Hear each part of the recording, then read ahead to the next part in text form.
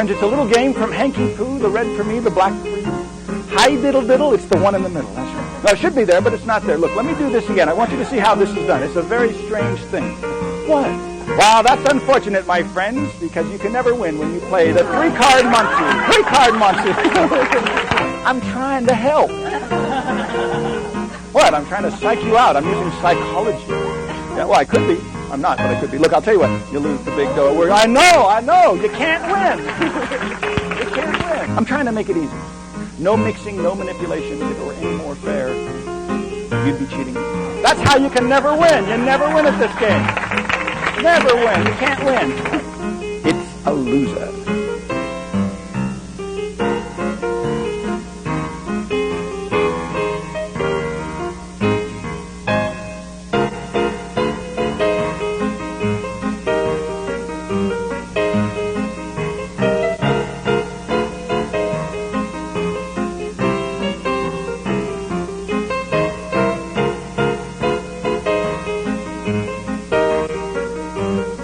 Cards are the same.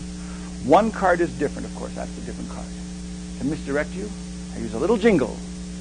That's right, my friends. It's a little game from Hanky Poo, the red for me, the black for you. Hi diddle diddle, it's the one in the middle. That's right. Man, you're really watching. Ooh, the pressure's on again. Look, there's the red card, there's the black. Watch the black card. That's all you've got to do is watch the little lady. Here's the mystery. It should be here. Technically, it should be there. But I cheated. It's not there. It's over here. So it's a good thing you weren't betting the big buckolas. I'll do this again. Watch, very slowly. It's not here, it's not here, it's the one in the middle. Oh yeah, like that's going to help. Put on the glasses. Yeah, it's worth a shot. Every edge you can get. Look, there it is, right in the middle. The mystery's quite simple. You mix them up. I do a fast move. Here's the fast move. Watch. Oh, that's it. No, it should be there, but it's not there. Look, let me do this again. I want you to see how this is done. It's a very strange thing. Look, this is the move. This is the technique. It's illegal in 5 states. Here's what they call the double flash from Oakland. I learned this from Red from Oakland. It's not there, it's not there. Now, you know it's not this one. That's a fact. No question about it. That's a loser. So just put that one out of your mind. Forget about it. In fact, I'll discard it to here. Always bet on either this one or this one. Wait a minute. That's how you can never win. You never win at this game. Never win. You can't win. Well, there's one way. There's one way.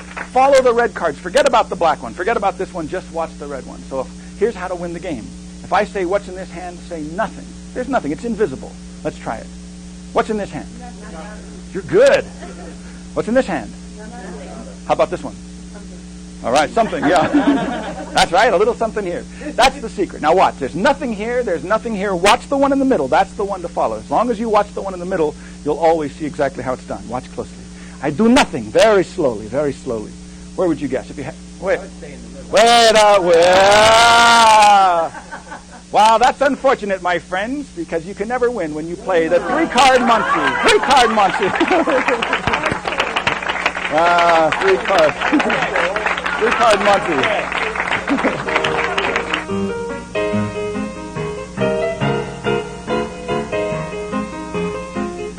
Well, let's start from the very beginning. Three-card Muncie, first of all, the working surface. Where do you perform this routine? Of course, you can do it on any table, but let's start off with the ground.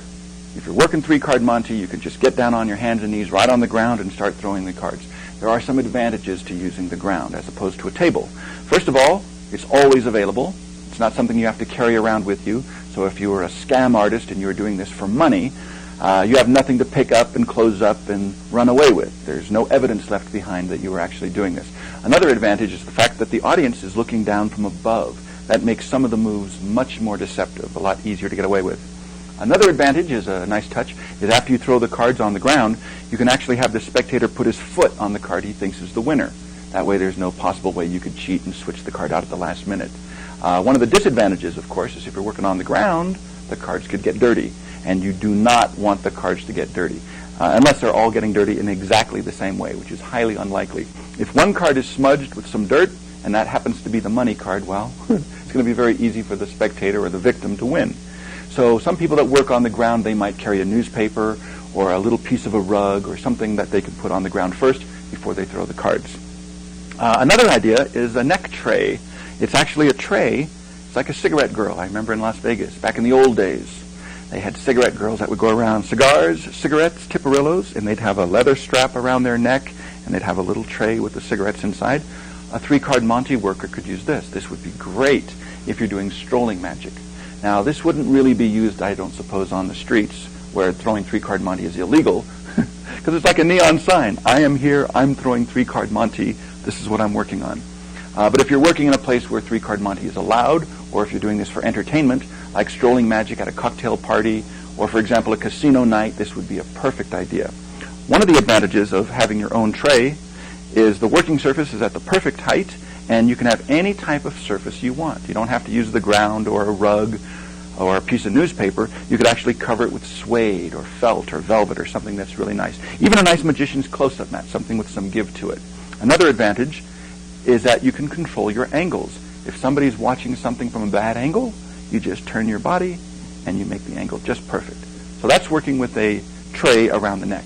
If you're working sitting down, say you're going on a coast-to-coast train ride or a bus ride, and you want to do three-card Monte, a nice idea is just to lay a coat, big thick overcoat, over your lap, and that forms a nice little surface to perform on. If you're using a coat, it's got some thickness to it, so it makes it easy to do certain moves like the Mexican turnover, or it makes it easy to pick up the cards and throw them without having to put a big bend in them. Also on your lap you can have a newspaper, you could have, like I say, a coat. Those both work out very well. If you're using a newspaper, that's pretty good because you can have it on your lap. You could be sitting at an outdoor cafe, for example, throwing three-card Monte on your lap on a piece of newspaper. If you see the cops come, or if one of your shills or one of your lookouts tells you the heat's coming, all you've got to do is fold up the newspaper with the money inside, of course, put it under your arm, and disappear into the crowd. So it makes for a good, clean, quick getaway. I've never seen this done, but I read about this. A big man's umbrella. Now, this was done more often, I think, in Europe and in England, maybe a little bit in Australia. But the idea is a big, giant man's umbrella. You open it up, you lay it on the ground, and it's about the right height. Now, one of the nice things about an open umbrella is that it's got some give, so you can do some of the moves pretty easily. It's easier to pick up the cards. You don't have to put a big, thick crease in them as well. One of the disadvantages is, from what I understand, some of these three-card Monte mobs used to use the umbrella, and then they stopped doing it because sometimes when the cops would come and they'd have to make a quick getaway, there actually wasn't enough time to fold up the umbrella, wrap it up, put the little snap on it, and then disappear into the crowd. They would just take off. They'd leave the umbrella behind. And apparently, this got pretty expensive, so they stopped using that.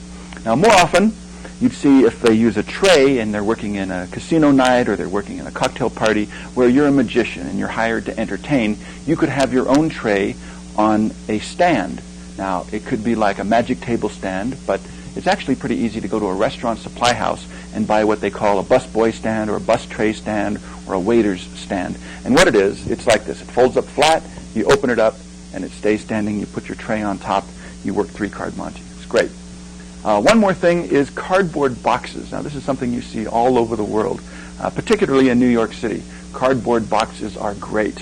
And if you get the Whit Hayden book on the three-card Monte, it's got a wonderful description of how these are made. It's actually a bigger box on the bottom, a smaller box on top that's taped so it hinges and it folds inside. It's great. It's almost like a magician's table that opens up. And on top of the box, or the two boxes together, would be a pizza box. The reason for using a pizza box is it's about 1.5 inches or 2 inches with a rim around the outside edge, and that's a windbreak. So if it's a little bit windy, the wind is not going to blow the cards off the box. On top of that, there's a piece of newspaper or something to work as a working surface. Wonderful thing about this box that's explained in the Whit Hayden three-card Monte book is it's all hinged together. It's all taped together. It's got the windbreak, it's got the working surface, and if the cops come, all you have to do is flick the top box in, it goes into the lower box, you kick it off to the side, it just looks like a cardboard box on the street. One of the other nice things about it is if there's several three-card Monte gangs working the same territory, it's your way of marking your particular spot. If somebody comes by ready to set up shop and they see the box, they say, oh, this spot's taken. So they go a block or so down the road and they set up their shop somewhere else. All right, so those are just a few of the working surfaces for three-card Monte.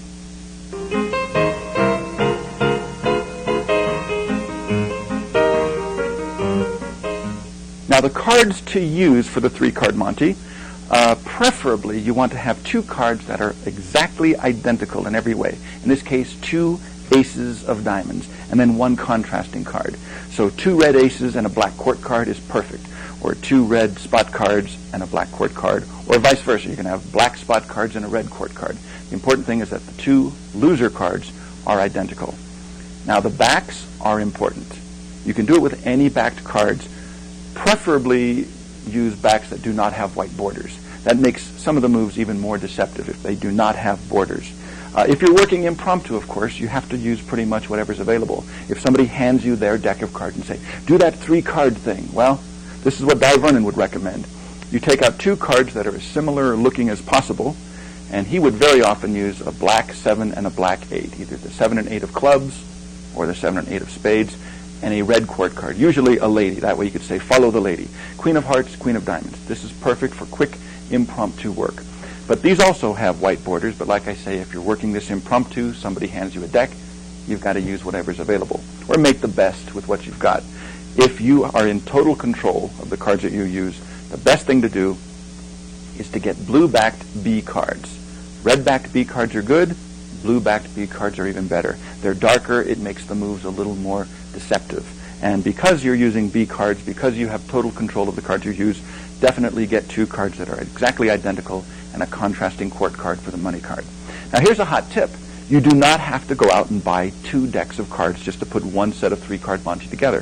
What you could do is go down to either a store that sells games, checker sets and chess sets and different decks of cards, or go to a gambler's book club or a gambler's general store in Las Vegas, and you buy a blue-backed B pinochle deck.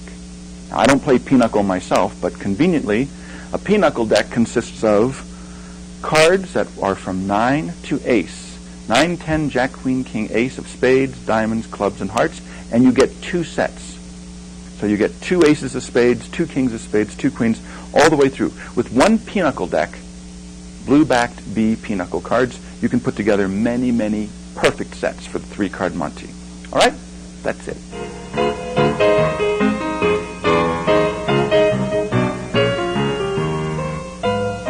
Preparing the cards. You do need to prepare the cards before you do the 3-card Monte throw. Now that is to say if you're doing the standard table, hype, fake throws, 3-card Monte.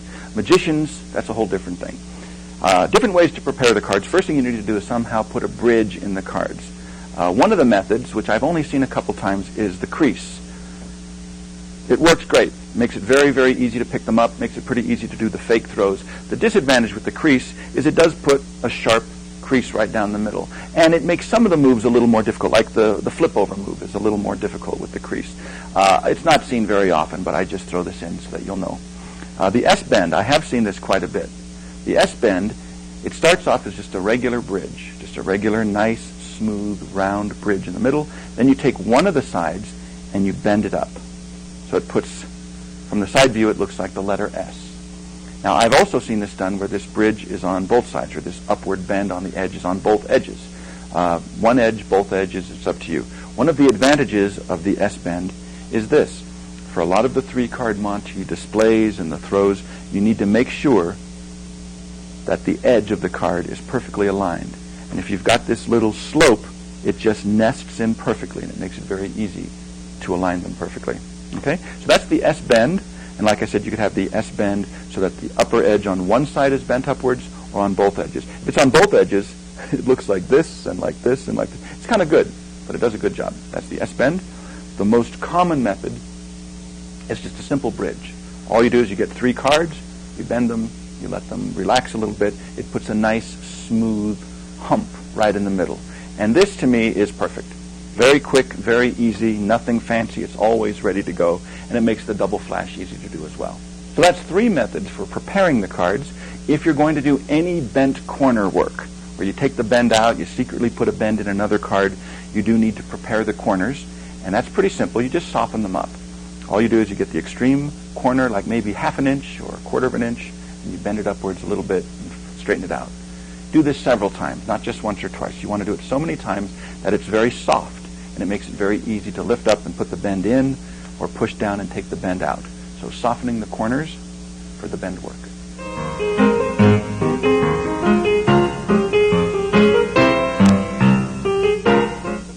So now it's time to mix the cards.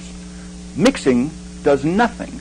It's so funny because the mix has absolutely nothing to do with the order of the cards. Let me show you just a couple ways to do it. This is one method where you move them 2 by 2. That does a pretty good job. You can do the slide. That's called the slide. That does a pretty good job as well. And the cascade is like this. Just to make it easy to follow, I have taken the liberty of bringing these cards with me, and I'll put them in order, A, B, C. Now, the middle card is the money card. All right? Now, the standard mix is this. You pick up A and C, you move them together to your right. So the outside cards move to the right, to the left. That's 3, that's 4, that's 5, that's 6. If you do these moves in sets of 6, it puts everything back in the exact original order. So once you throw the cards onto the table, if you know where the money card is, in this case in the middle, you don't have to pay attention to it because you know if you do your standard sets of 6, it will always end up exactly where it started. Of course, if you throw down the money card and it's in position C, doesn't make any difference. You do your standard mix, it's always going to end up in the exact same position. Now that's the standard mix. Move them 2, 2, 2, 2, just like that. Now a slight variation is to start by going in the opposite direction. Instead of picking up A and C and moving them to your right, you would pick up A and C and move them to your left. And then you'd go this way. It looks very similar. See? That's the standard mix. Another variation of the standard mix is the slide. The slide is the same idea, you just slide them. You slide like this, you slide like this, you slide like this. That's 3, that's 4, that's 5, that's 6. Remember, if you do sets of 6, that will always put them back in the original order. So if the money card happens to be in A, you don't have to think about it. It's A, you look over here, you're not paying attention, you do the standard set of 6, it will always end up in the original position. One last variation of the standard mix is the standard mix, the slide, next is the cascade. The cascade is probably seen more often. It's the throw. It's almost like 3-ball juggling. You pick up one here, C goes there, A goes there, B goes there. It's just like this. It's standard 3-ball juggling.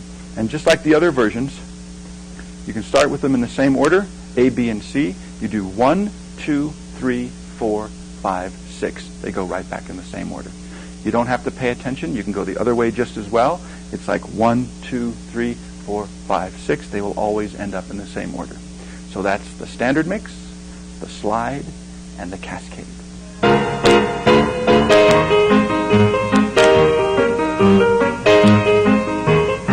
Now it's time to toss the cards. Tossing is the easiest thing to do.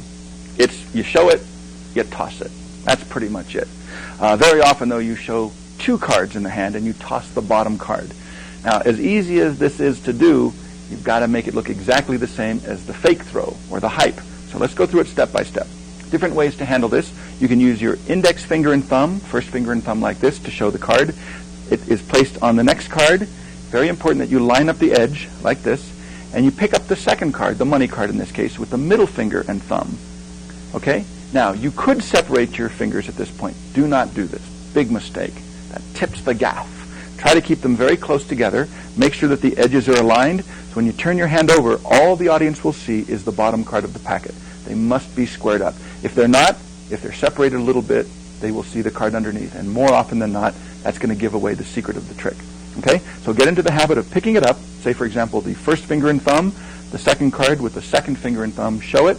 And when you turn your hand palm downward, just let go with the middle finger. That will allow the bottom card to be tossed onto the table. Exactly the same thing with the other hand. That's all there is to the toss. Okay? Now, another way to do the toss is you can pick up the card with the middle finger and thumb.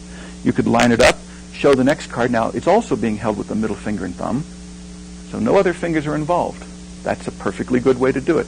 You need to decide whether you prefer to pick up the card with the middle finger and thumb or the first finger and thumb. Okay? That's it. That's the toss.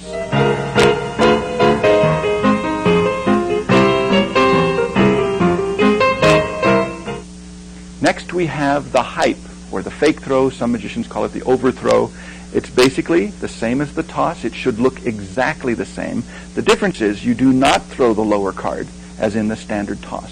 What you do is you hold on to the lower card, and you toss the upper card. Now I'm going to grossly exaggerate this just to expose it.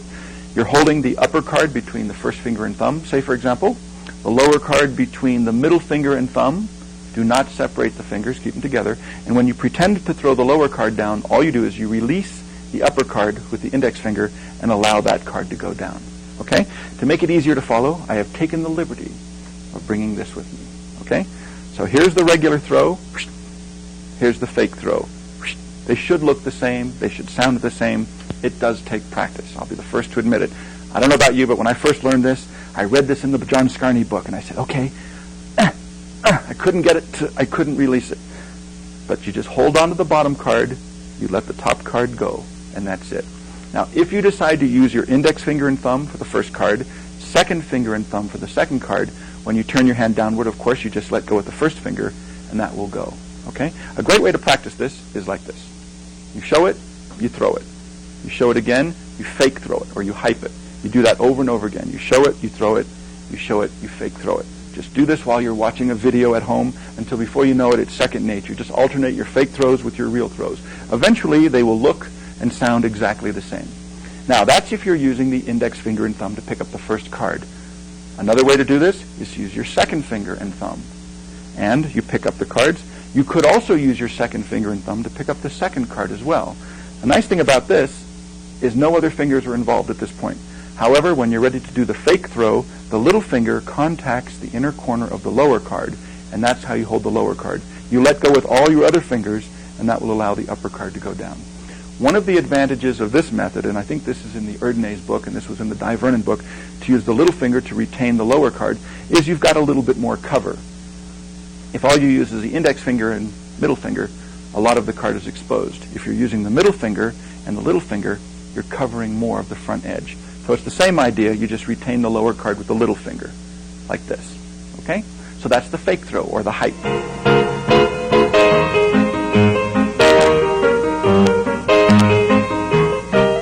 Here's a lovely psychological ploy called calling the face-down card. What you do is you show the money card. You show the money card. Everybody sees the money card. But after you do the switch, you say, watch the money card. That's the one that wins the money. Watch that card. Do you understand? And they say yes.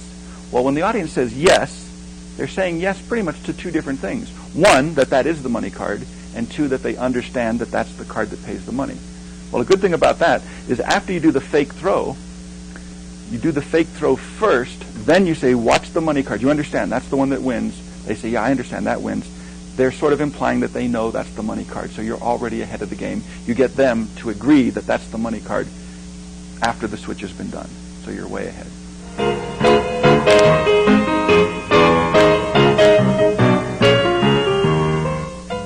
Here's a lovely move called the double flash. If you put a three-card Monte routine together, try to include the double flash. It's a very, very convincing sequence. Two loser cards on the outside, the money cards in the middle. What you do is you do a few tosses, you show the money cards in the middle, you do the fake throw anytime you want, usually on 3 or 5, that's the fake throw. You put one of the loser cards here, you pick up the loser card with the actual money card, and you show this, you do the fake throw, you show this again. So it looks extremely convincing as if that's the money card, and of course it is not. Let me do this at regular speed. It's a beautiful thing to behold. Hi diddle diddle, it's the one in the middle. If you got a lot of nerve and you got a lot of plenty, 5 will get you 10, 10 will get you 20. That was the fake move, the double fake. Here's what you do. You show this one, you show this one, it's got to be this one. They put the money down and they lose.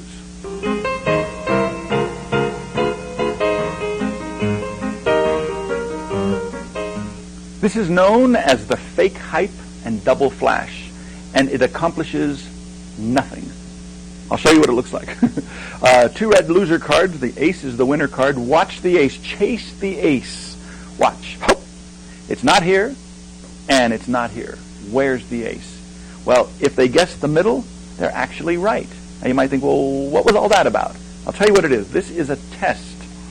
It's called the fake hype and double flash because what you're going to do is a fake hype. Well, if a hype is a fake throw, then a fake hype is a regular throw. You don't do anything tricky. But you include a double flash just to test out the audience. Let's say, for example, I suspect this one person over here knows about the 3-card Monte. They know about the hype, and they even know about the double flash. This is what I would do to test them out, to see if my knowledge or my suspicion is correct. I would use 2 loser cards that, in this case, are different. This is one of the very few times where the loser cards should be different. Identical looking, but actually different. So what we'll do is this. The ace is in the middle. That's the card to follow. You sort of do a fake hype, which means you make it look like you might have done something, but you didn't. You actually throw down the money card. Okay? So if they suspect you did a fake hype, or a real hype, a fake throw, they would think that the money card is here. Now what you do is you put one of the loser cards there, you show the loser card, in this case the 10 of diamonds, and you do a real hype. That's a fake throw. And you show the same 10 of diamonds a second time. Now, if they know about the hype move, they think that that's not really the money card, and they also know about the double flash, they would suspect that that is the real money card. If they bet on this card, that tells you that they know about these moves. If they bet on this card, that's what they should have done if they don't know anything, and that way you know that they don't know. Now, I know that sounds a little confusing, but it actually makes a lot of sense. You show the card, you say, yep, that's the money card, that's the one to watch. Don't watch this one. Don't watch this one. They think, well, it should be there, and of course they're right. But if they pick this one, that tells you that they know about the fake moves. I added something extra to this. This is how I used to start my 3-card Monte routine many, many years ago. The first thing I would do is a fake hype. And I would really be obvious about it. Probably too obvious, but this is what I used to do. I would make a big thing about picking up the first card like this, first finger and thumb, the next card, first finger and thumb, and the money card between the second finger and thumb. And I would do it wrong. I would not hold them close together like it should be done. I would hold them very far apart. So it's very obvious that that lower card is being held by the second finger and thumb. Then I would do a fake hype. Now the fake hype is this. Notice that the index finger is now free, which implies that this card must have come from the top. It didn't. It was a fake hype. Trust me, there is a use for this. It's to test out the audience. The fake hype is this. You pick it up, you actually throw down the lower card, and as soon as you throw it down, you switch fingers, like that. So at regular speed, it should almost look like you're doing a fake throw, like that. Then you put this here, then you put this here. All right? That's the fake hype and the double flash.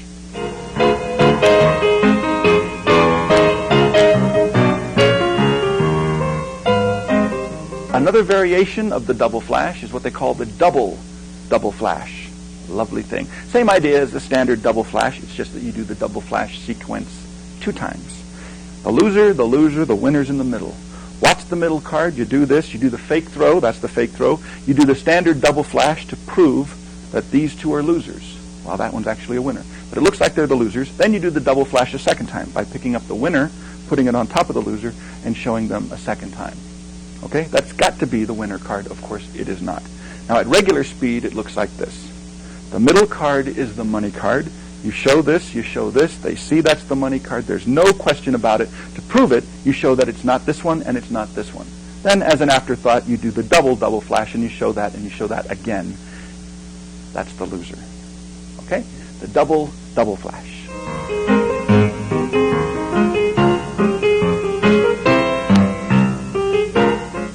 Three in the hand toss. This is actually a one-handed toss.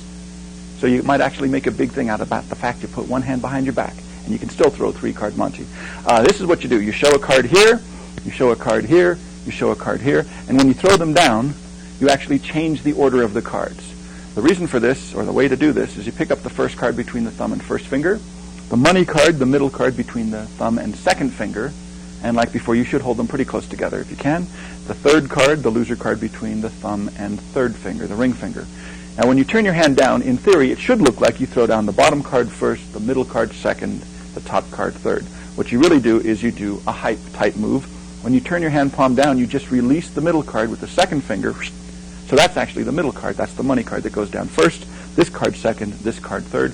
The spectators should suspect the money card's in the middle. Of course, it is not, and you win the big buckolas. So that's the one-handed version. 3 in one hand.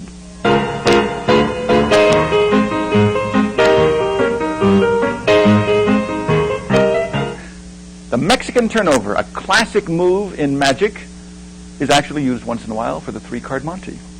Let's say, for example, the money card's in the middle, and what you want to do is pretend you're turning over the middle card with one of the loser cards, and in the act of doing that, you secretly switch. That is basically the Mexican turnover. Now, how this is done is pretty simple. It's not as hard as it looks. You switch them as you turn them face up. That's it. To make it a little bit easier to follow, I've taken the liberty of bringing a red-backed card. That would be the money card, like this. what happens is you hold the loser card at the tips of the fingers, thumb on top, first two fingers underneath, like this. You use your index finger of the other hand to steady the inner left-hand corner. And as you do this, you scoop it underneath. The thumb pulls the top card inward, the index finger holds the lower card, and the fingertips flip the lower card over the index finger. Okay? So this is something that you'll just have to practice over and over again until you can get it pretty smooth. Okay? That is the Mexican turnover. Now, once in a great while, you might see somebody do this without the finger steadying the card. It's considerably more difficult, but that's the idea. It can be done. But I don't like to take the chance. I'd rather just stick my finger there, turn it over like that.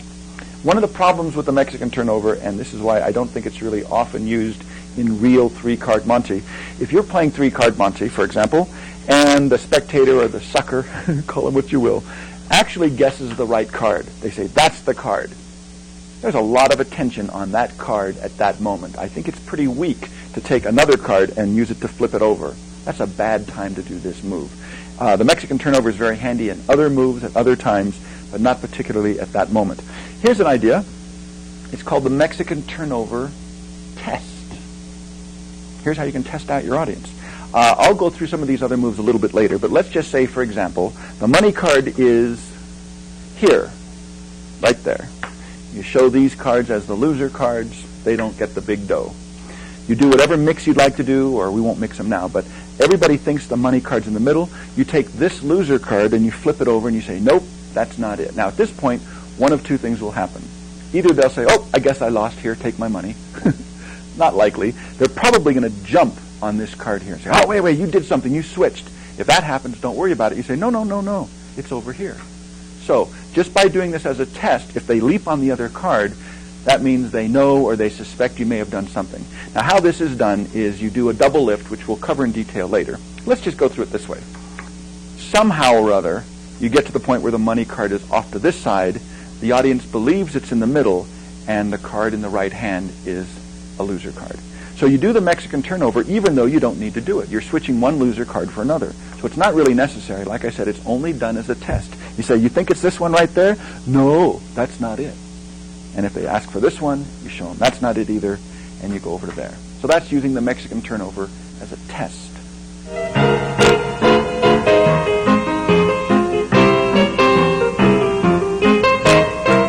The Mexican turnover top change second deal. Ooh, sounds good, doesn't it? I wrote that myself. Basically, it is a Mexican turnover top change second deal. Here's what you do. If you want to make it look like all three of the cards are, say, for example, the winner card, it looks a little something like this. That's a winner card, that's a winner card, that's a winner card. They're all winners. Okay? How this is done, it's similar to the Mexican turnover, but it's actually a little bit different. In the regular Mexican turnover, I hope you remember, you take the card and you scoop it underneath the tabled card and you do the switch like this. In the Mexican turnover top change second deal move, it's a little bit different. You show this card, you put it on top. Instead of on the bottom, you put it on top, you pull this in, use the bottom card to flip the upper card over.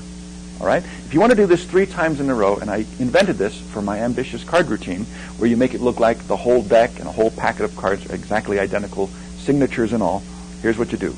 You show the top card, push over the second card a little bit, this goes on top, fingers pull the second card inward a little bit, flip the top card over, and put this down on the table. Now, do not get into the habit of pushing over the next card like this. It seems like the natural thing to do. What you really do, push it over, take it with your fingertips on top, thumb underneath. Because what you're going to do is turn it face down, put it on top, pull this, flip that one over as well. Now, it looks pretty hokey when you have a red-backed card. You say, look, there's a joker, and there's a joker. Okay? But if you do this with 3 cards that all have the same colored backs, the same back designs, there, a little distracting. I'll do it face down. It looks like that's a queen, and that's a queen. It's a pretty convincing little move. Mexican turnover, top change, second move.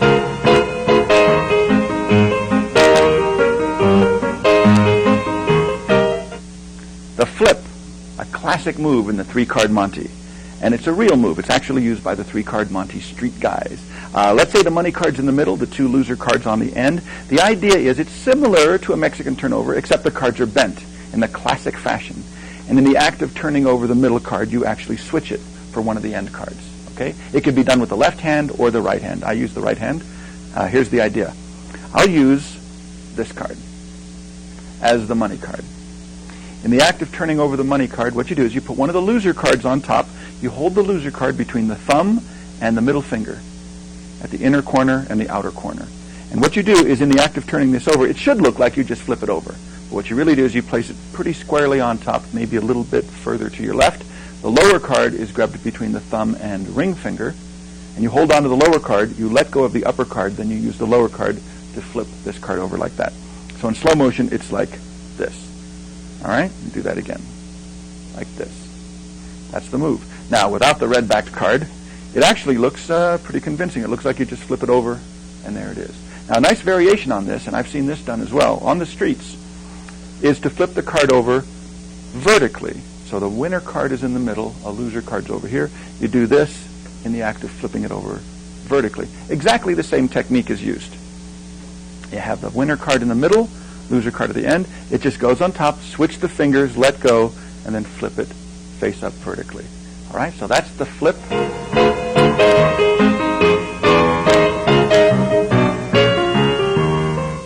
Here's another move called the flip switch. It looks the same as this flip, except that you flip the card from face up to face down. There's the card face up. In the act of flipping it face down, you switch it. So it's really over here. The audience should suspect it's in the middle. Now the flip and the flip switch go very well together. Lots of different things you can do with these two moves together. There's the fake move where you flip it face up, then you flip it face down, so actually the card's back in the middle. Now you might wonder, well, what good does this do? You're doing a move and then you're undoing what you just did. Allow me to demonstrate. Let's say you have somebody in the audience, a shill, somebody with a little smudge of dirt or a smudge of lipstick, some kind of smudge that they put on this card. Actually, they think they're putting it on this card, but you do something a little bit different. You do a different move where it looks like that's the money card. So I'll just do a double lift. We'll explain that later. So somebody puts a mark on that card. These other two cards you can show as the loser cards. They go off to the side. You bend them. Somebody puts a mark on this card. Everybody thinks that's the winner card. Actually, it's a loser. But you show that it's a winner card by flipping it face up with the flip move. Now, where the card is marked, it has to be from your angle, the upper right-hand corner. Because after you do the flip, your hand covers the mark. So the mark is actually on this card. It's covered. Everybody thinks you just flipped over the middle card. That's the card with the mark. In the act of flipping it face down, you do the flip switch. They see the mark on that middle card again, so you're way ahead. Now you do whatever throw you want to do or whatever mix. They bet on this card, the one with the mark, and of course they lose their money. So that is the flip switch.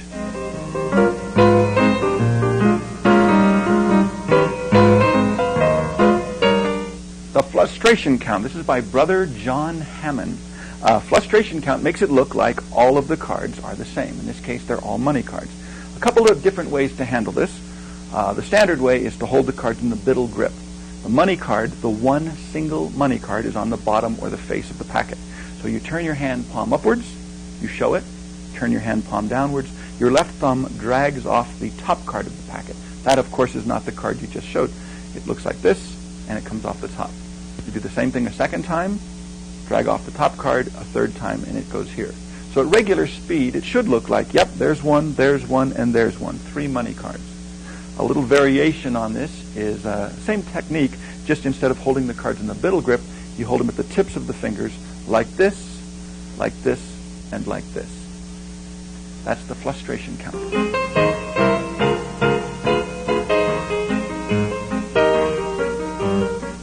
Next, we have the rumba count. Now, the rumba count is similar in some respects to the frustration count. It looks like all 3 cards are the same when actually there's only one. The other 2 are in different cards. The difference is it starts on the face of the packet. It looks like this at regular speed. It looks like 1, 2, 3 identical cards. The way this is done is the card, like I said, is on the face of the packet. The whole packet is held face up in the left hand, well squared. That's important. You don't want to flash any of the loser cards. The right hand takes the entire packet, thumb on the bottom, fingertips on the top, like this, and you hold it at the extreme edge. You turn the whole packet face downward. What happens is your thumb is going to drag the top card to your right, the bottom 2 cards to the left, and they are flipped face upwards into the left hand. The single card is placed face down on the table. You do the exact same thing again. Thumb on the bottom of the packet, 2 fingers on the top, turn the whole 2-card packet face downwards, Thumb pulls the top card to the right.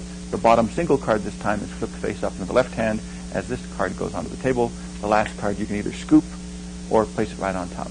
Once again, at regular speed, it looks like this. The rumba count, it looks like there's 1 queen of hearts, 2 queens of hearts, 3 queens of hearts. Voila. Clean.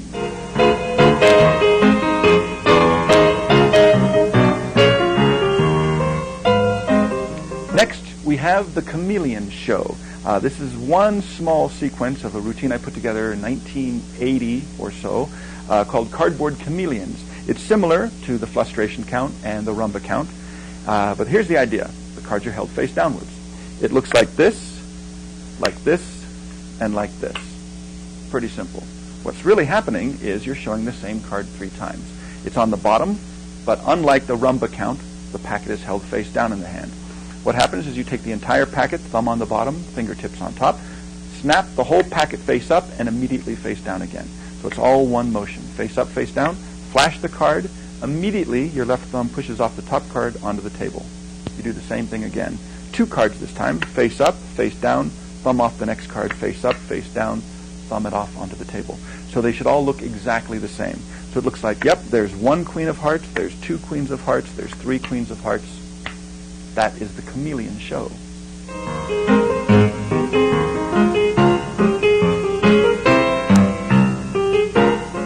Next, we have one of magician's favorite moves, the double lift. The double lift is great for 3-card Monty. It looks like you show a card. Very cleanly, you place it face down on the table, and of course, the money card's been switched out. Now to do this, it's a double lift, so the actual money card is second from the top. The audience does not know this. Now, the audience cannot know the order of the cards. You pick up the 3-card packet, you do a double lift, they just see that the top card is the money card. Different ways to handle the double lift with a 3-card packet. You do not have to thumb count like the Larry Jennings snap double. You do not thumb count and buckle. Too much work. Just use your little finger, the pinky pull down. That's called the Larry Jennings pinky pull down. And you pull down the bottom card, you take the other 2 cards, snap them face upwards. So that is a double lift. Okay? Snap them face downwards. Or another way to do this is with a buckle. The index finger at the upper end.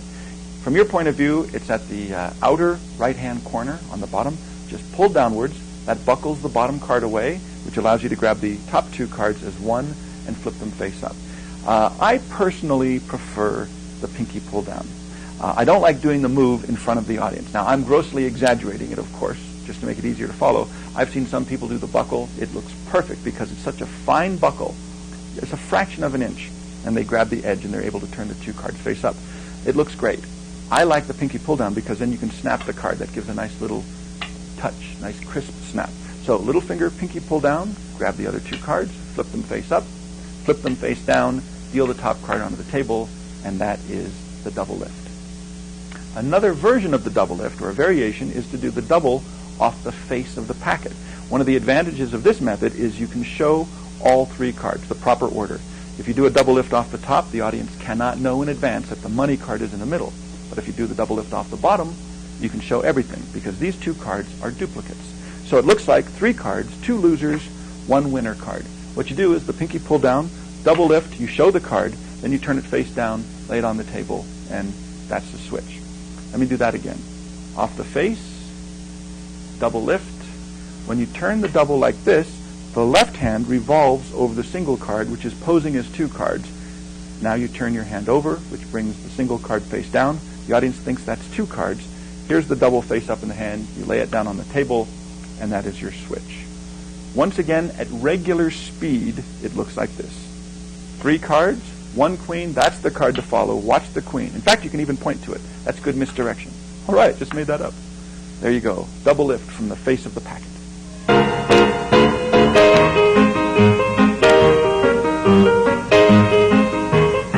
Next, we have probably the easiest sleight of hand move in card magic. Probably the first sleight of hand move you ever learned. It's the glide. Very simple. The idea is you show this card, and apparently you put it face down on the table. It has been switched. Okay? That's one way to use the glide. There are many different ways to do the glide. The simple, basic version is this. Money cards on the face of the packet. You show it to the audience with your hand palm upwards. In the act of turning your left hand palm downwards, the fingertips of the left hand contact that bottom card on the face of the packet and pull it inwards. That's all it does. You just pull inward. The audience doesn't know this, and that happens as you turn your hand down. It looks like you're going to pull the bottom card off the packet. What you really do is you contact the second card from the bottom, pull that out instead. So it looks like you're putting the queen, the money card, on the table, but you have secretly switched. Once again, at regular speed, it looks like this. You show where it is, you show everything, you put it face down on the table, and that has been switched. Now, a variation on the glide is by divernon. One of the moves is this. You hold the cards with the tips of the fingers, so it looks very clean. It's not deep in the dealing grip, but up at the tips of the fingers. The little finger goes at the back end. Now, the little finger is going to act as a little spring. Okay? What happens is you turn your hand palm downward. The middle finger just contacts that bottom card, apparently slides it out. It looks very clean, and that's still the glide. Similar to the regular glide, the difference is you do not have to use the tips of the fingers to curl and pull the card inward. You just turn your hand palm downward. Very gently, the middle finger contacts that bottom card, pushes it slightly inward, and the lower part of the pad of the middle finger contacts the second card from the bottom and pulls that out. So it looks like you just show the card and you slide it out, and that's the switch. And of course, the little finger acts as the spring, and it springs the card back into position. Here's another variation on the glide. You've got the card on the bottom, or the face of the packet. It looks like you just push the card forward like that, so it out-jogged like this. Turn it face down, lay it on the table, and that is the switch as well. The only difference here is you jog 2 cards forward. Easy to do. You can use a buckle from the front, or like I said before, I prefer the pinky pull down. Just use your little finger, pull the bottom card away. It looks like the middle finger is just pushing the top card forward. What really happens is you have the pinky pull down, the middle finger contacts the face of the card, the thumb pushes the 2 edges forward. So what you're really doing is pushing a double forward. So that's 2 cards out-jogged. When you turn your hand palm downward, the 2 cards are out-jogged. Secretly, your middle finger of the right hand just pushes the bottom of the 2 back, so it's squared up with the top card as you pull this out on the table. One final variation on the glide. You start in exactly the same position, cards on the face of the packet. Instead of pushing it forward, you do the pinky pull down, you just snap them forward. So it gives you a nice crisp little sound. Okay? I'll do that again at regular speed. The card's on the face of the packet. You say, look, to make it easy, I'm going to stick it forward. I'll just put it right down on the table. And there it is. And that is the glide. Now, another use for the glide, instead of just switching out the money card for an indifferent card, what you could do is have the money card in the middle. Use the glide to show that the money card has vanished. And that's exactly the technique that's used in the Stuart Judo routine. Here's what you do. You show that's a loser, pull that out. That's apparently the second loser, and that's the third loser. So it looks like the money card has vanished. Now that you know the glide, that's pretty easy to follow, I suspect. Money card's in the middle. You show the face card of the packet. Use any version of the glide that you want. I'm just using the standard finger pull down. So there's the money card. There's a loser card. Turn face down. Apparently you put it on the table. Show the next loser card, which is the same as the first one you showed.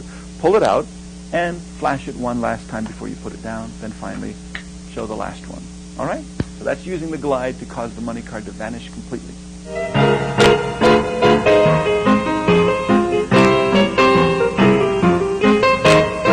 Next we have the Vernon optical move by divernon. Here's the idea. You've got the money card in the middle. You can flick the bottom card, say, that's a loser. Don't bet on that one. That one gets you nowhere. The money card's right here. Watch the money card. You can't lose. Well, you just lost. The Vernon optical move. Here's what happens. Fingertips on the face, thumb on the back, like this. You flick the bottom card, the ace of diamonds, the loser card. When you turn your hand with the cards face down, you flick the top card like this, and you take it off. Now, I used to do this by putting it on the table, because originally I learned the move with only 2 cards, like that. But I think it's actually more deceptive to use 3 cards, take the first card off, and keep it in your hand. Now you flick the next card, the middle card, and when you turn it face down, all that's going to happen is you're going to switch the positions of the top 2 cards, like this. That's it. So it looks like that's the middle card, that's the one that wins the money. It's still in the middle, but because of the Vernon optical move, they've just changed places. Now, I'm assuming that that makes sense, but just in case it doesn't, let me add an extra card. Say, for example, this one. So here's the idea. I'll put the middle card like this. There's the bottom card, ace of diamonds. That's the loser. Hold that in your hand. Show the next card, the 9 of clubs. That's the winner. When you turn it face down, you just simply switch it. That's all you do. So it looks like that's the middle card. You pull it out, and it loses the dough.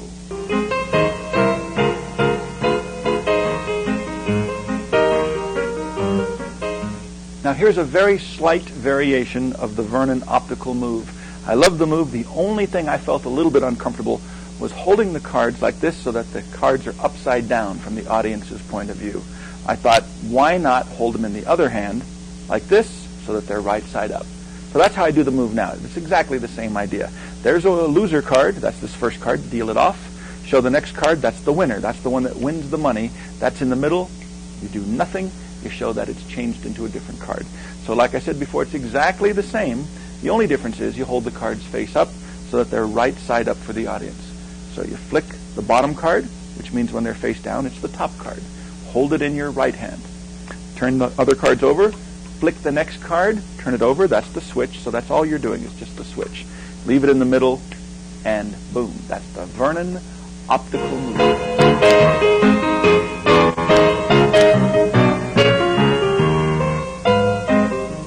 Next we have the Scarney Monty Slide by John Scarney.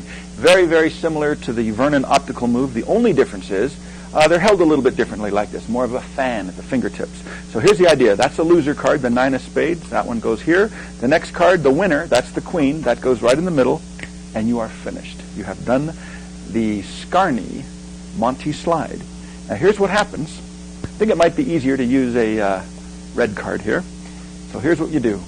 You hold them with the hand palm downward, fingertips on the top, thumb at the back, and they're fanned in the left hand. So you show the bottom card. As you turn your hand over, you snap the top card and you deal it off. That's legit. There's no deception, no move there. Now you do the move. You show the next card, in this case the Joker. That's the money card. When you turn your hand over, all you do is you switch the positions of these two cards. It's like the standard 2-card Monty move. That's the same idea. So you flick this one, you turn your hand palm down, you switch positions. So it looks like that's still the middle card, and when you put it down, of course, it's now the loser. Let's do that again at regular speed with 3 cards with the same backs. So here it is. That's the loser. Forget about that card. The next one, that's the winner. That's the one to watch. Watch the winner. You lay it down. You've just done the Scarney Monty Slide.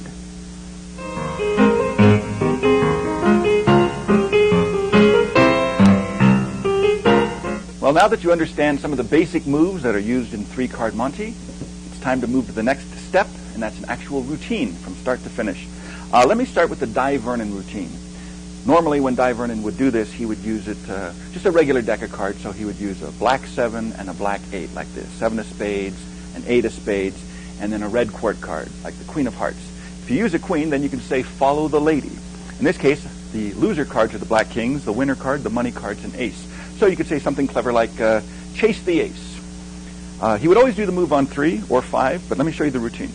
It's a little game from Hanky Poo. The black for me, the red for you. Hi diddle diddle, it's the one in the middle. If I throw the cards like this, most people would assume the money cards here, of course, they would lose. It's actually in the middle. So far, I've won the first bet, so I've got you hooked. Now I'll give you a chance to double your money. Get your money back, double or nothing. Watch the ace, the red ace, right in the middle. To make it a little bit easier, I'll throw them this way. Still, people would bet on this card. Of course, they'd lose again. The smart people would bet on the middle card. They'd lose as well, because this time, it's way over here. It's the one in the middle. Watch the ace. Watch the ace. In fact, to make it very easy for you, I'll show you it's not this one. It's not this one.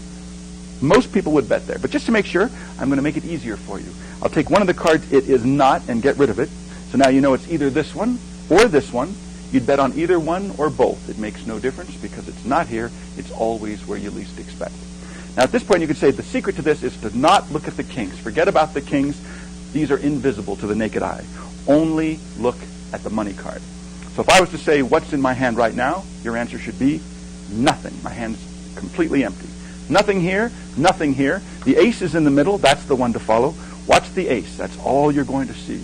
I'll do the move like this. I cross the hands to try to confuse you. And then I do this when nobody's looking. Where's the card? Most people would, oh, look at that. That's unfortunate. That card somehow got bent. Well, that's too bad. Never try to beat another man at his own game. That's the Di Vernon routine. Now, hopefully, because you know all these moves, you're able to follow it. But let me break it down for you step by step.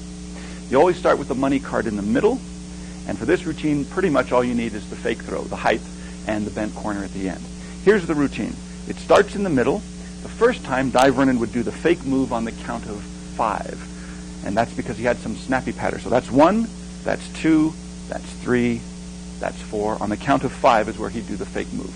And he'd cover it with his patter. He'd say, a little game from Hanky Poo, the black for me, the red for you.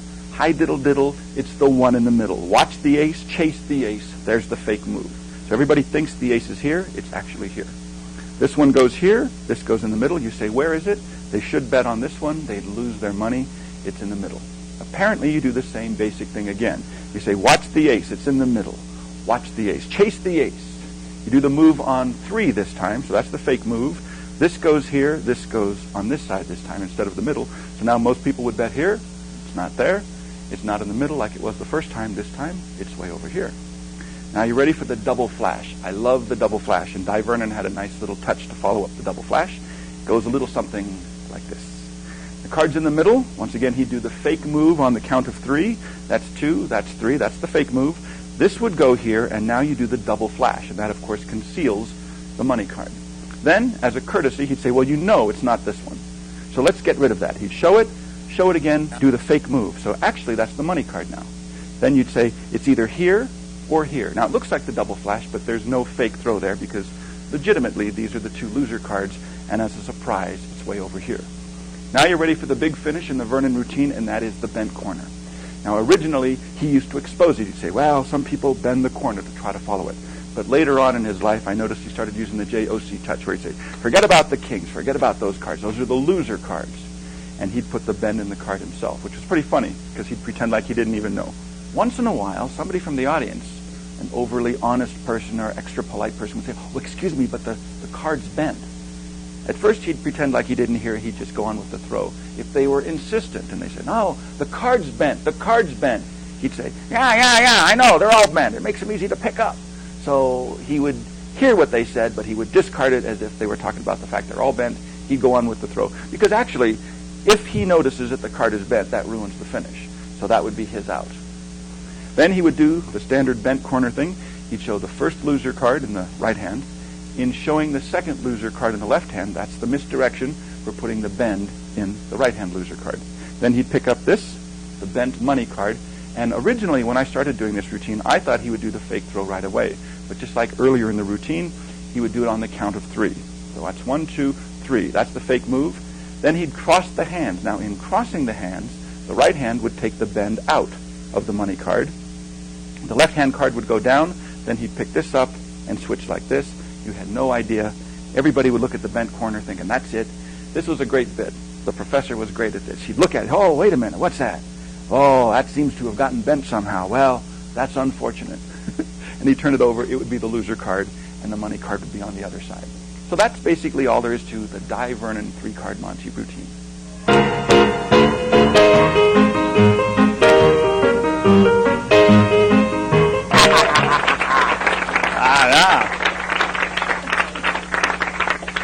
It's a wonderful game for entertainment purposes only. Yeah, right. It's a little game. It's a fun game. 2 cards are identical. 1 card is different. The 1 card that's different, in this case, the red queen, is the card that you follow. That's the money card. That's the one that pays the big buckolas. Okay? You with me so far? Now, I used to do this years ago, and it was kind of weird. I would always lose. I had no idea why I'd always lose, until finally it dawned on me. I'd say, watch the queen. Watch the different card. I'd mix them fast. I'd mix them slow. They'd always get the right card. And then I realized why. Do you have any idea why they'd always get the right card? 1 card's upside down. Exactly. I didn't know that. So I decided to use that to my advantage. I say, look, I'll tell you what, I'll mix them like this.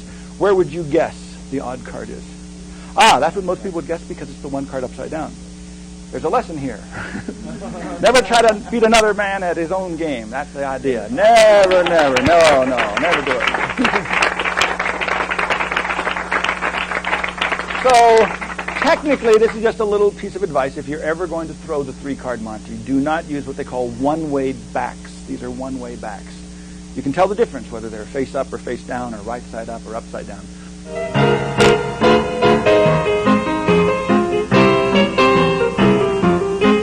This is the one-way backs. One-way backs. Now, for those of you who don't know what a one-way back is, it's any back design that looks different depending on which way it's turned. So obviously this is a one-way back because that's right side up, whereas this is upside down.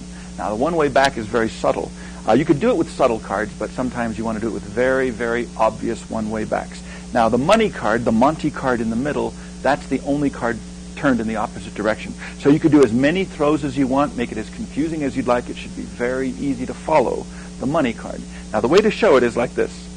You pick up one of the loser cards, put it with the money card, turn your right hand palm up and point to the money card. That's the winner. That's the one to follow. Don't do any fake throws, nothing tricky. Just do a mix and then show, yep, that's the one. Or they could say it's in the middle. You say, yep, it's in the middle. When you want to show it again, right before your next series of mixings, pick up the loser card, put it on the money card, turn your right hand palm up. What you want to do is get the audience used to this action of holding two cards and pointing to the money card. When you're ready to do the switch, where you actually turn this one right side up and one of the loser cards upside down, this is how it's done. And this is a move by John Scarney. They call it the revolution move.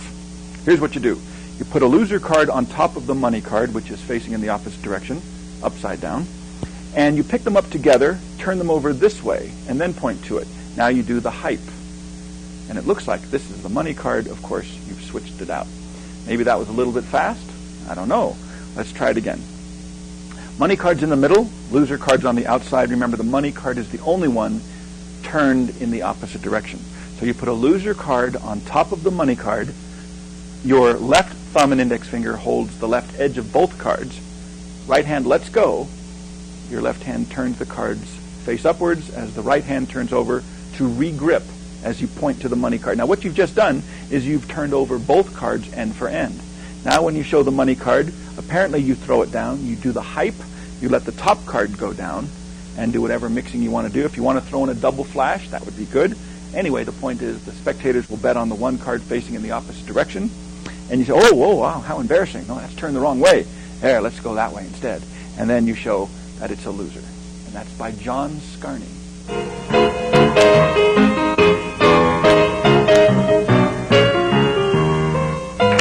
You know, it's funny. It's amazing how much fun you can have with just 3 ordinary playing cards. It's always best if 2 are exactly identical and one card's different. Makes it a lot easier to play. I'll do it again. Look, a little game from Hanky Poo. Wow, man. Deja vu. Look, there it is. It's here. It's there. It's everywhere. Hi diddle diddle. It's the one in the middle. That's what they say. You do this move, and then I switch those 2. Now, I thought it was there, but I was wrong. That's what I thought. No. I know. Wow. We are in sync. Here's another way to do it. Now, that's funny. There's a lot of ways you could do this game. I'll just make it up as I go along. Who am I kidding? There's no routine. I'm winging it. That's all there is to it. Here's another way to do it. You show this card like this. Sometimes I say, I know, I'll do the fast move, I'll do this. Then you can show it's not here, you can show it's not here. Most people would say it's there. They'd be wrong. I know. That's the double flash. One time I did this and people say, wait, it's not there, it's not there, it's not there. Obviously, you don't have a black card at all. And you know what? They're right. I cheated. That's not it. No, that's not it. That's a loser. That's not it. That's a loser, too. So that's 2 losers. That's 3 losers. There's no Monty card. I'll tell you what. For you, I'll make it come back. Not anywhere, but wherever you decide. I'm going to transfer cards one at a time from the top to the bottom. Anytime you'd like, just say stop. Okay? It's entirely up to you. Watch closely. No moves. Stop. So it should be here. That's where you want it. That's where it is. Anywhere you want.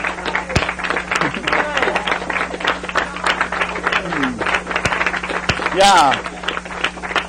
One time I played this and somebody said, oh, you don't have any queens at all. Look, there's a queen, there's a queen, there's a queen, there's a queen. Actually, they're all queens. All of them. Well, except for these 2.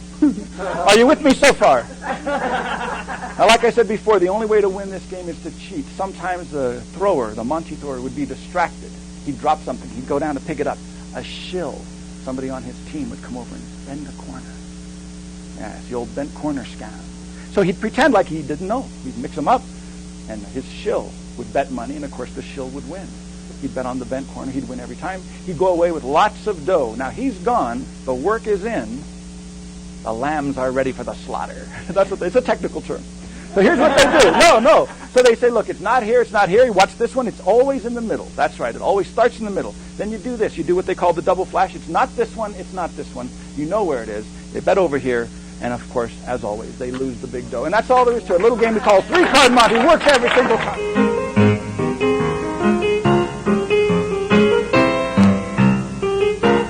The Stewart-Judah routine has even more magical effects than the Dye-Vernon routine.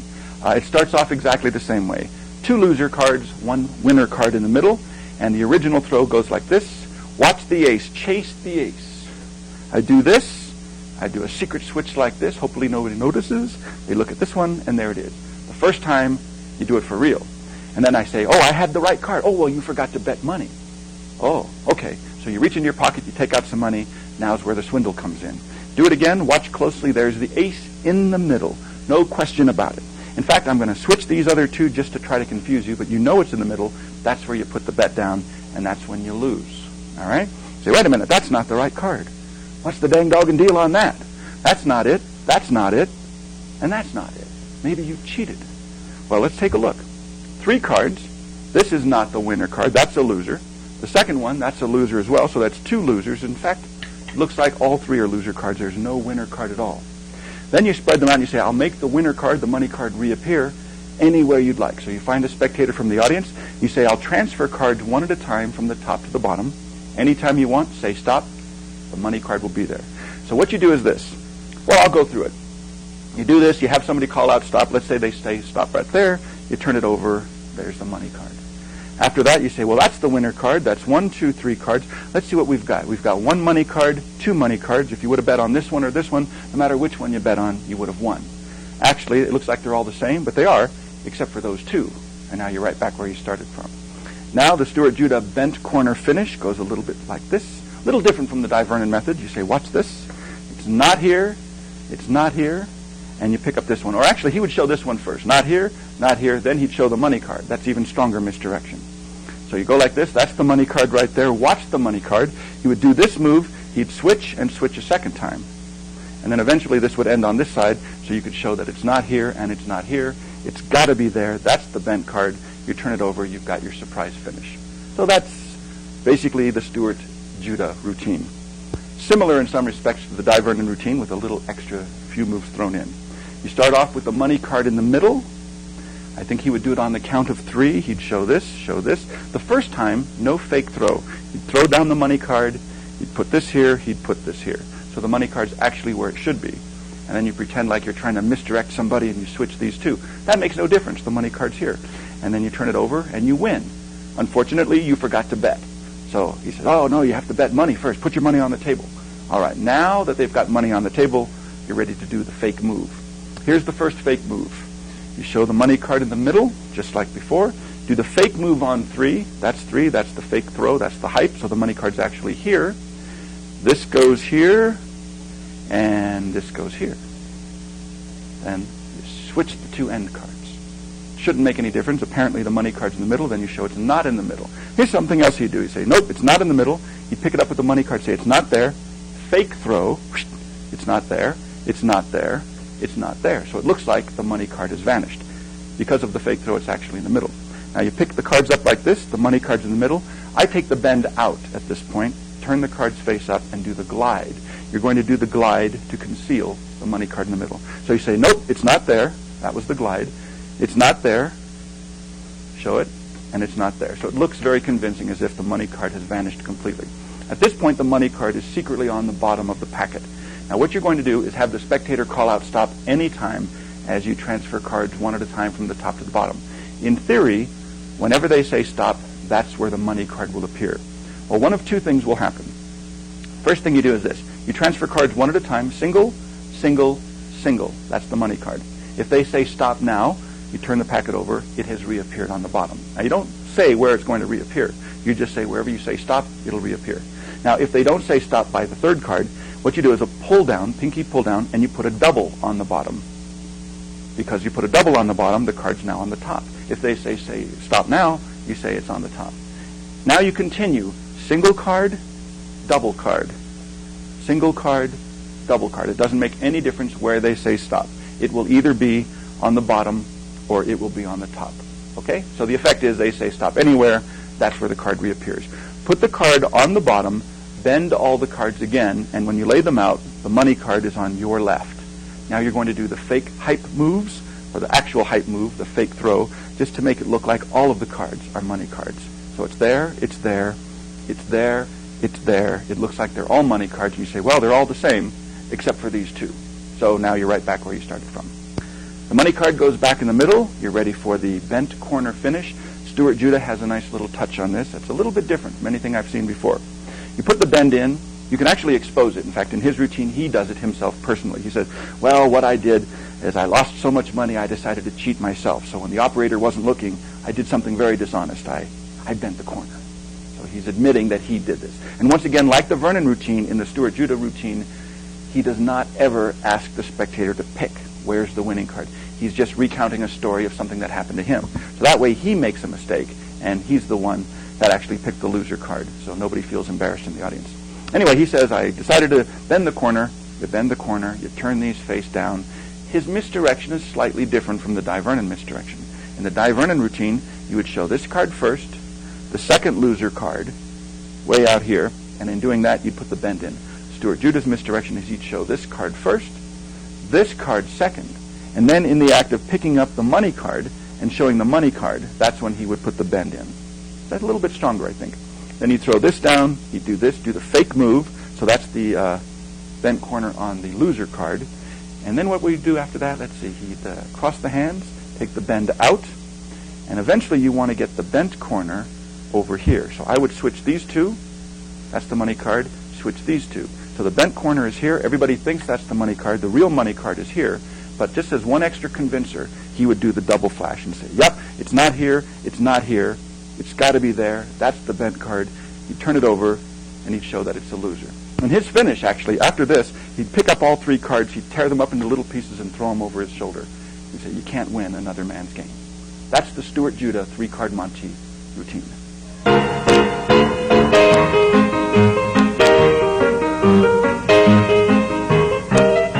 The bent corner, a great way to finish any classic three-card Monte routine. Here's what you do. Secretly, somehow, the money card gets bent. Now, there's different ways to do this. One way is you could do this as an exposition. You say, oh, well, at this point, somebody sneaks it, and they crimp it when the Monte thrower is not looking. Or he's distracted, a shill bends it. And, of course, the throw cards, the shill wins a few times, and the thrower never notices. Now, when you're ready to get the big dough, here's what you have to do. Somehow you must secretly take the bend out of the money card and put it into one of the loser cards. This is how it's done. You show this. You show this. As you show the second loser card, you put a bend into the first loser card. The little finger goes right on the corner. The ring finger goes here. You pull upwards with your little finger. So you just put a bend in the corner with one hand. So first you show this, then you show this. That's the misdirection for putting the work in here. Then you show the money card, the bent corner. Throw it a few times for real. Then you do the fake throw. So that's actually the bent corner of the loser card. As you cross the hands, you unbend the corner on the real money card in the exact opposite way that you put the bend in on that one. Little finger pushes down, ring finger pushes up, and there's plenty of misdirection. As you cross the hands, you could mix them up a little bit more at this point. The point is, when they bet on the bent corner, they're very surprised to find out it's a loser.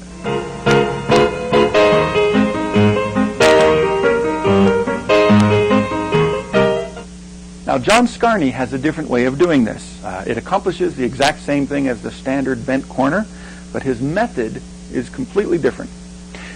You have the bend in the money card, first of all. You show the two loser cards, and what he does is he uses his revolution move. So you put a loser card on top of the money card, and just like the one-way back technique, you turn them both over this way, end for end. As you show this, you put it back. All you do secretly under cover of the money card is you bend the corner of one of the loser cards. So there's plenty of cover. It's completely covered like this.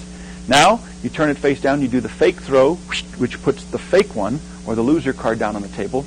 Now, the problem is you've got a bent corner on the money card. As soon as you put this one down, you pick this up, you straighten them out, you re-bridge these, and in doing that, right out in the open, you take the bend out. If you'd like to, you can throw in the frustration count to apparently show two loser cards here. That apparently is the bent winner card. Turn it over, and once again, they lose.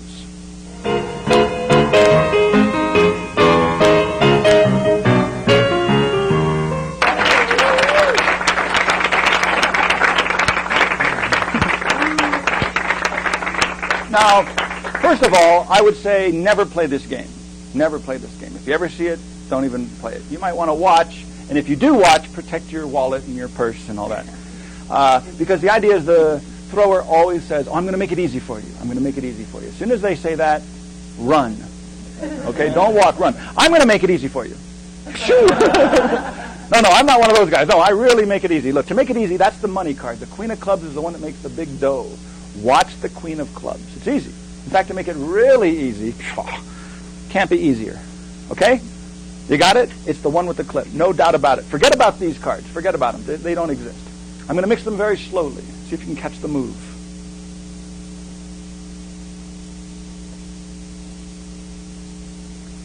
Right off the top of your head. Where would you guess most people would say the money card is at this point? I would have to say that one. Yeah, that's what most people say. But actually, if you do, you lose the big dough. I know. You can't win. You can't win. All right, I'll tell you what. Let's do it again. Maybe that was too fast. All right, so for you, I slow it down. Look, it goes on the middle. That's fair. Yeah. Forget about the 10. That's a loser. Forget it. It never wins. Never has, never will. That's the one to watch. So watch this one. You'll win every time. Slowly. That's it. That's the mix. Where would you guess? Take a guess. Right. No way. Well, that's what I would have thought. But no.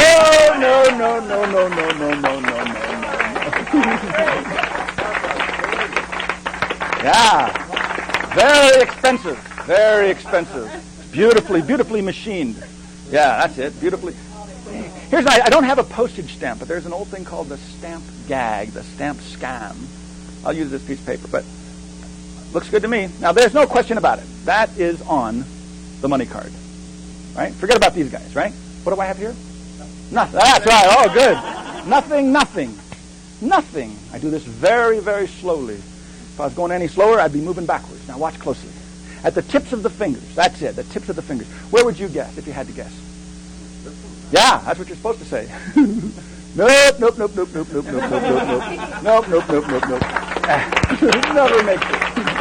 Never makes it.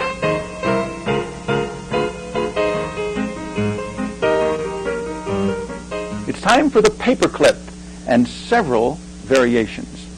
Let's say you've got the winner card on the face of the packet. What you could do is go like this, put a paper clip on the front end like this, just turn it over and you say, look, you can't possibly lose. That's got the paper clip on it. You can mix the cards if you'd like, or leave them the way they are. When they bet on the one card with the paper clip, of course, they should be very surprised to find out it's a loser, and the winner card's over here. Now, this is nothing more than the glide, the out-jog version of the glide, and you put a paper clip on two cards. Different ways you can handle this. If you want to, you could just pull down with your little finger, put the paper clip on both cards this way, and then move it to the front. That's one way to do it. Another way is just to pull down with your little finger and push the two cards forward, as in the glide. And as soon as you push the two cards forward, you could put the clip on both cards at the far end like that. When you turn your hand palm downward, just like the standard glide, the middle finger of the right hand pushes the actual money card back so that it's squared up with the top card as you pull out this card. Now, the money card is actually on the bottom, but if the audience believes the money card has the clip on it, you should be able to show that the two remaining cards are losers. That's where that Mexican turnover top change second deal move comes in.